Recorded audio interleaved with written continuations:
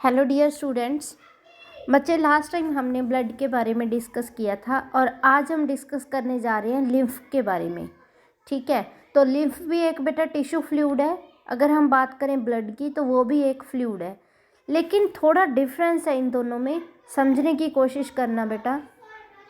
हाँ जी, तो सबसे पहले क्या होता है, जो हमारी जैसे वेलई है, वेलई के पास ब्लड कैपिलरीज होती हैं, तो वहाँ से क्या है, हमारा जो मिनरल्स है, न्यूट्रिएंट्स है, और वो क्या है बेटा, ब्लड के अंदर चले जाते हैं। लेकिन कुछ लार्ज मॉलिक्यूल्स, कुछ लार्ज प्रोटीन्स, कुछ लार्ज फैट्स के मॉलिक्यूल्स वो नहीं जा पाते। ठीक है, जैसे कि आपको पता है कि वेलई के अंदर लैक्टील्स पाई जाती हैं। लैक्टील्स क्या करते हैं, वहाँ उसमें होता क्या है, लिम्फ होता है। दैट मीन्स जो लार्ज मॉलिक्यूल्स हैं, लार्ज प्रोटीन मॉलिक्यूल्स हैं, वो क्या है बेटा, ब्लड के थ्रू, ब्लड वेसल्स के थ्रू पास नहीं हो सकते हार्ट तक। वो कौन लेके जाता है, लिम्फ वेसल्स। ठीक है जी, तो ध्यान से समझने की कोशिश करना। लिम्फ क्या होता है, lymph is a colourless fluid जिसमें एक सेल्स पाई जाती हैं, लिम्फोसाइट्स। वो लिम्फोसाइट्स क्या करती हैं, लिम्फोसाइट्स अगर खाने के अंदर कोई भी बैक्टीरिया आ गया, जर्म्स आ गया, कोई एंटीजन आ गया, उसको डाइजेस्ट करके हमारी बॉडी को प्रोटेक्शन प्रोवाइड करेंगी। और दूसरा इनका काम क्या है, जो लार्ज प्रोटीन्स जो ब्लड पास नहीं कर सकता, कोई फॉर्म्ड एलिमेंट्स होते हैं, मींस जो ब्लड से पास नहीं हो सकते मॉलिक्यूल्स हार्ट तक, वो कौन लेके जाता है, लिम्फ वेसल्स लेके जाती हैं। ठीक है जी, तो लिम्फ एज अ कैरियर भी है, प्रोटीन्स को कैरी करके लेके जाता है, हार्मोन्स को लेके जाता है, और फैट्स को भी ऑब्जर्व करता है, और ये डिफेंस की तरह भी काम करता है, मींस हमारी बॉडी को प्रोटेक्शन प्रोवाइड करता है। क्लियर। तो आपने लिम्फ के बारे में राइट करके इसके बाद आपने लिम्फ और ब्लड के अंदर डिफरेंस नोट करनी है। तो लिम्फ कलरलेस है, क्यों कलरलेस है, क्योंकि इसके अंदर हीमोग्लोबिन नहीं पाया जाता। लेकिन अगर हम बात करें ब्लड की, तो ब्लड में क्या होता है, रेड कलर का होता है। क्यों होता है, क्योंकि उसमें हीमोग्लोबिन नाम का एक पिगमेंट पाया जाता है। ठीक है जी, तो next we discuss about the circulatory pathways. Circulatory pathways क्या होते हैं, सबसे पहले इनको टू पार्ट्स में डिवाइड किया गया है, open circulatory system and closed circulatory system. Open circulatory system में क्या होता है, कोई भी ब्लड वेसल्स नहीं पाई जाती, कोई वेसल्स में फ्लो नहीं होता ब्लड का। जो ब्लड का फ्लो होता है वेसल्स के थ्रू, उसको हम बोलेंगे क्लोज्ड सर्कुलेटरी सिस्टम। और जो ब्लड का फ्लो वेसल्स के थ्रू नहीं होता, उसे हम बोलेंगे ओपन सर्कुलेटरी सिस्टम। ठीक है, पंप तो किया जाएगा हार्ट से ही, लेकिन वो पास होएगा डायरेक्टली। ठीक है, एक स्पेस में, उस स्पेस को बोलेंगे साइनेसिस, तो साइनेसिस में चला जाएगा। लेकिन अगर हम बात करें हम लोगों की, ह्यूमन बींग्स की, तो उसके अंदर थ्रू आ ब्लड वेसल्स वो ब्लड ट्रांसफ़र होता है। ठीक है जी, नेक्स्ट, जितने भी वर्टिब्रेट्स होती हैं, ठीक है, उनके पास एक हार्ट होता है, और वो हार्ट मसल्स का बना होता है। तो फर्स्टली हम बात करते हैं फिशेस। फिशेस के अंदर टू चैम्बर्ड हार्ट होता है, एट्रियम और वेंट्रिकल, दो ही चैम्बर होते हैं, एक एट्रियम और एक वेंट्रिकल। ठीक है, अगर हम बात करें एम्फीबियंस की, एम्फीबियंस में वैसे क्रोकोडाइल आता है, लेकिन क्रोकोडाइल के पास 4 चैम्बर्ड हार्ट होता है।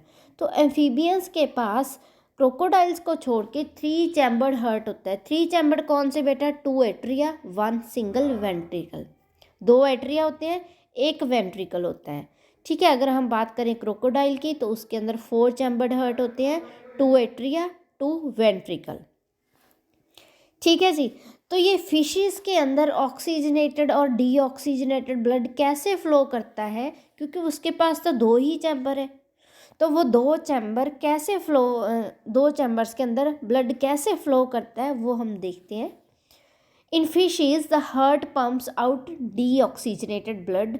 ठीक है, हार्ट क्या करेगा, डीऑक्सीजनेटेड ब्लड बाहर निकालेगा, और फिर ऑक्सीजनेटेड ब्लड कैसे कौन करता है, गिल्स के पास जाएगा वो blood, gills oxygenated blood heart के पास सेंड करती हैं, और हार्ट वापस गिल्स के पास। ऐसे इनका क्या है, एक्सचेंज चलता रहता है। ठीक है जी, नेक्स्ट अगर हम बात करें एम्फीबियंस की, रेप्टाइल्स की, तो उसके अंदर 2 हार्ट होते हैं, 3 चैम्बर होते हैं। 3 चैम्बर कौन कौन से? द लेफ्ट एट्रियम, ठीक है, और राइट एट्रियम, और एक सिंगल वेंट्रिकल, ठीक है। तो इसमें क्या होता है बेटा, लेफ्ट एट्रियम क्या करेगा, ऑक्सीजनेटेड ब्लड को रिसीव करेगा, चाहे गिल्स से आए, चाहे लंग्स से आए, चाहे स्किन से आए, क्योंकि आपको पता है एम्फीबियंस कैसे गैसेस का एक्सचेंज करते हैं, बाय द 3 रूट्स, गिल्स के थ्रू भी, लंग्स के थ्रू भी, और स्किन के थ्रू भी। तो राइट एट्रियम क्या करेगा, डीऑक्सीजनेटेड ब्लड कैरी करेगा पूरी बॉडी से, ठीक है, और वो क्या है, एक ही वेंट्रिकल के अंदर मिक्सिंग हो जाती है उनकी। तो ये मिक्सिंग हो जाती है, ठीक है, ऑक्सीजनेटेड और डीऑक्सीजनेटेड ब्लड की, जिसे हम बोलेंगे इनकम्प्लीट डबल सर्कुलेशन। कंप्लीट नहीं हो पाई डबल सर्कुलेशन। अगर आपको पूछा जाए इनकम्प्लीट डबल सर्कुलेशन क्या होती है, तो ये आप कंसेप्ट बताओगे इनका, एम्फीबियंस का। और अगर आपको पूछा जाए सिंगल सर्कुलेशन, तब आप फिशेस की एग्जांपल बताओगे, क्योंकि फिशेस में एक ही सर्कल चल रहा है, गिल्स के पास और वापस हार्ट के पास। अगर हम बात करें इनकी, एम्फीबियंस की, तो इनके पास क्या होता है, 3 होते हैं चैम्बर, और तीनों में सर्कुलेशन होती है, डबल सर्कुलेशन होती है, लेकिन इनकम्प्लीट होती है क्योंकि वेंट्रिकल एक ही है। अगर हम बात करें मैमल्स की, जिनमें डबल सर्कुलेशन होती है, वो कैसे होती है, क्योंकि हमारे पास 4 चैम्बर हार्ट होता है, right atrium, right ventricle, left atrium और लेफ्ट वेंट्रिकल, ठीक है, चारों वेंट्रिकल्स हैं, 2 एट्रिया और 2 वेंट्रिकल्स। चारों चैम्बर्स में अलग अलग डीऑक्सीजनेटेड ब्लड और ऑक्सीजनेटेड ब्लड की सेपरेशन होती है, ठीक है जी।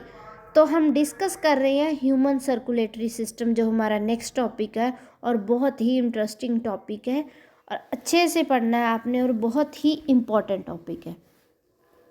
सबसे पहले हम बात करते हैं, जो हमारा ह्यूमन सर्कुलेटरी सिस्टम है वो मसल्स का बना हुआ है। मसल, काफ़ी ज़्यादा मसल्स, मेनली कौन सी मसल्स का बना हुआ है, कार्डियक मसल्स का, ठीक है जी, हाँ जी, ठीक है, कार्डियक मसल्स का। तो हार्ट में कहाँ सिचुएशन कहाँ है, उसकी लोकेशन कहाँ है, थोरेसिक कैविटी में। लंग्स होती हैं लंग्स के सेंटर में, लेकिन थोड़ा सा वो लेफ़्ट की तरफ होता है, इसीलिए बोलते हैं हमारा जो हार्ट है वो लेफ़्ट साइड होता है।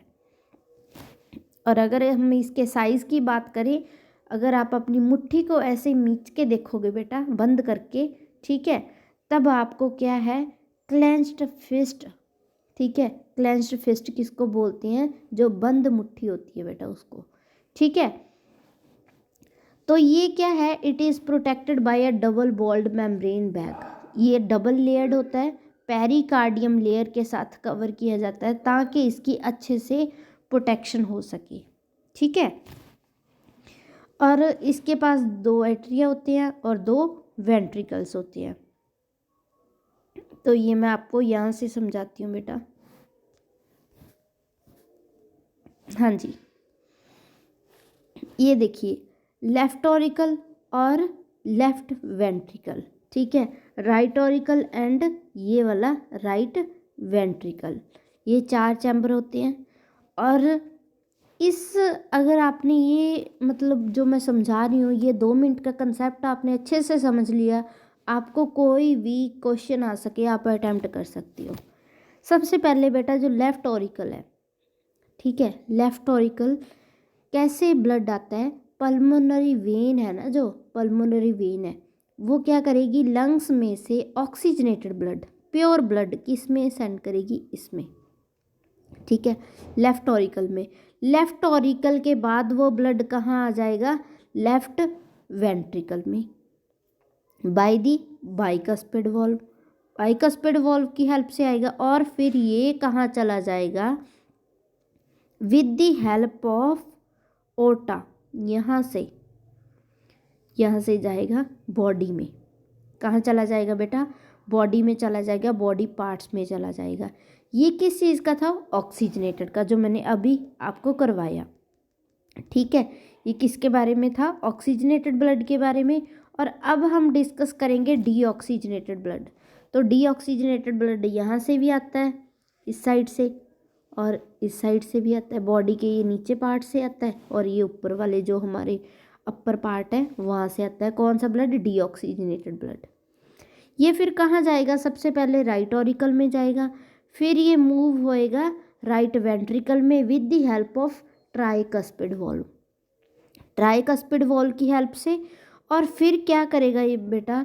ये पल्मोनरी आर्टरी के थ्रू, ठीक है, पल्मोनरी आर्टरी के थ्रू कहाँ चला जाएगा?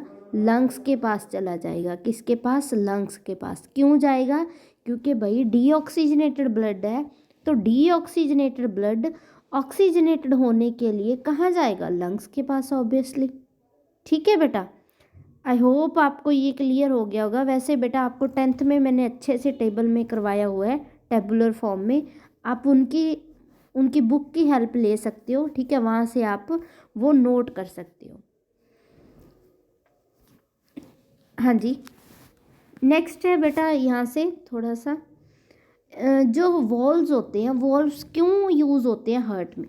वो सॉरी, वॉल्व्स का क्या फंक्शन होता है? उनका फंक्शन ये होता है कि ब्लड का बैक फ्लो ना हो जाए। बैक फ्लो अगर हो गया तो काफ़ी ज़्यादा कॉम्प्लिकेशंस आ जाएंगी, इसीलिए बैकवर्ड फ्लो को प्रिवेंट करने के लिए वॉल्व्स लगाए जाते हैं। ओके बेटा, तो हमारा हार्ट है जो वो कार्डियक मसल्स का बना हुआ है, और उसकी जो वॉल्स हैं वेंट्रिकल्स की वो काफ़ी थिक होती हैं। यहाँ देखिए वेंट्रिकल्स की जो वॉल्स हैं ये देखिए काफ़ी ज़्यादा थिक हैं। ये अगर हम बात करें एट्रिया की, ये काफ़ी थिन है। ठीक है, तो दो एट्रिया बेटा आपस में सेपरेट होते हैं, ठीक है, इनकी अलग वॉल होती है, और वेंट्रिकल्स होते हैं उनकी इंटरवेंट्रिकुलर सेप्टम होते हैं। मतलब इनकी चारों चैम्बर्स की अलग अलग एक कंपार्टमेंट्स बने हुए हैं। जैसे रूम्स होते हैं ना घर में, वैसे इनके भी 4 रूम्स बने हुए हैं। चारों रूम्स की दीवारों के नाम है, ठीक है जी। तो यहाँ से देखो इनके नाम, हाँ जी, इंटरवेंट्रिकुलर सेप्टम, ठीक है, किसको बोला जाता है? जो आपस में वेंट्रिकल्स को सेपरेट करता है। इंटर एट्रियल सेप्टम जो एट्रियस को सेपरेट करता है। अगर हम बात करें लेफ्ट और राइट वेंट्रिकल्स की, ठीक है, मींस आपस में इनका कैसे होता है? जैसे एट्रिया और वेंट्रिकल्स के बीच में भी तो कोई दीवार होती है, उस दीवार का नाम एट्रियो वेंट्रिकुलर सेप्टम, ये 3 होती है। अगर तो हम बात करें एट्रिया के बीच में तो कौन सी होती है? Atrial septum. अगर हम बात करें बेटा वेंट्रिकल्स के बीच में तो इंटरवेंट्रिकुलर सेप्टम। अगर हम बात करें एट्रिया और वेंट्रिकल्स की, इन दोनों में सेपरेशन कौन करवाता है? Atrio ventricular septum. ठीक है जी। नेक्स्ट ये देखिए, हाँ जी, सैन होता है, एक एवियन होता है। ये 2 नोड्स होती हैं, हार्ट में पाई जाती हैं, और इनका क्या काम है और ये क्या करती हैं? ठीक है, ये हार्ट से ही समझाती हूँ बेटा आपको। हाँ जी, ये देखिए एसे नोड है, और ये कहाँ पाई जाती है? राइट एट्रियम के एक कॉर्नर में पाई जाती है, अपर कॉर्नर में, ठीक है। और अगर हम बात करें एवियन की, एट्रियो वेंट्रिकुलर नोड, तो ये भी राइट एट्रियम में पाई जाती है। ठीक है बेटा, एसएन का काफ़ी ज़्यादा इम्पॉर्टेंट रोल है। क्यों? इसको बेटा हार्ट की पेस मेकर कहा जाता है। पेस मेकर मीन्स कोई रोल लीड कर रही है। ये क्या लीड कर रही है? ये जो भी रिदमिक कॉन्ट्रैक्शंस होती हैं हार्ट के अंदर, ठीक है, ये वैसे दोनों नोड्स का फंक्शन है। जो भी रिदमिक कॉन्ट्रैक्शंस हो रही है, रिलैक्सेशन हो रही है, मीन्स हार्ट की जो मूवमेंट्स हो रही हैं किसकी हेल्प से हो रही हैं? इन नोड्स की वजह से। लेकिन जो एसएन है उसका काफ़ी ज़्यादा इंपॉर्टेंट रोल है, पेस मेकर कहा जाता है। क्यों कहा जाता है? क्योंकि जो हम हार्ट बीट को मेयर करते हैं, दैट के जो 1 मिनट पे 70 to 75 मिनट्स के अंदर बीट करती है, तो वो किसकी हेल्प से करती है? Just because of SAN, SN, sino arterial node की वजह से। ठीक है जी, क्लियर हुआ आपको ये बात? और ये देखिए यहाँ पे सैन है, सैन को क्या कहा जाता है, पेसमेकर कहा जाता है। क्यों? क्योंकि ये initiation and maintaining rhythmic contractile activity of the heart, जो भी हार्ट के अंदर एक्टिविटी होती है उनको मेन ये लीड करती है। और जो हमारे हार्ट की बीट होती है उसके लिए भी कौन रिस्पॉन्सिबल है, ये एसएन। ठीक है जी। तो फिर इसके अंदर कुछ और भी आप टर्म्स पढ़ोगे, जैसे बंडल ऑफ हिज, परकिंजे फाइबर्स, यहाँ पे राइट नहीं किया। तो यहाँ से बेटा अगर हम बात करें राइट एट्रियम और लेफ्ट एट्रियम से ये आ रही है, ठीक है। तो यहाँ इसको क्या बोलते हैं, बंडल ऑफ हिज। ये फाइबर्स हैं बेटा, ठीक है। तो ये फाइबर्स जब यहाँ से डिवाइड होंगे तो कुछ इस साइड चले जाएंगे और कुछ इस साइड चले जाएंगे। इनको क्या बोलते हैं, कुछ इस तरफ वेंट्रिकल्स के, कुछ इस तरफ चले जाते हैं, लेफ्ट और राइट। इनको बोलते हैं परकिंजे फाइबर्स। ये येलो कलर के दिख रहे हैं बेटा, जो येलो कलर के हैं ना, इनको बोलते हैं परकिंजे फाइबर्स। और जब ये वाई कस्पिड और ट्राई कस्पिड वॉल्स होती है तो इनमें से एक थ्रेड लाइक स्ट्रक्चर निकलती है, ठीक है। जैसे लिगामेंट्स होती हैं, टेंडन्स होते हैं, वैसा ही थ्रेड लाइक स्ट्रक्चर दिखेगा, उसको बोलते हैं कॉर्डिए टेंडिने। तो ये होते कहाँ हैं, ओनली वेंट्रिकल्स के अंदर। तो आज का ये लेक्चर बेटा बहुत ही इम्पोर्टेंट था। उम्मीद है कि सभी को समझ आया होगा। अगर फिर भी किसी को कोई प्रॉब्लम आ रही है तो आप पूछ सकते हो बेटा, ठीक है। तो बहुत ही इम्पोर्टेंट टॉपिक है, बहुत ज़्यादा इम्पोर्टेंट, ठीक है। तो ये आप अच्छे से करना है आपने, जो मैंने इम्पोर्टेंट क्वेश्चंस बताए, ये सारा ही टॉपिक है जो बहुत ही ज़्यादा इम्पोर्टेंट है। ओके ओके बेटा, थैंक यू सो मच।